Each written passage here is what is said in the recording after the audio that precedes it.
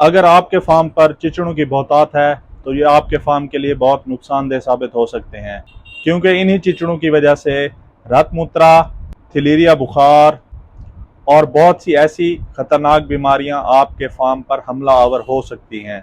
चिचड़ों से छुटकारे के लिए एक मशहूर दवा आपके लिए हाजिर खिदमत है, जिसका नाम है वेपन। जी हाँ, अब वेपन के इस्तेमाल से आप अपने फार्म को चिचड़ों से बचा सकते हैं।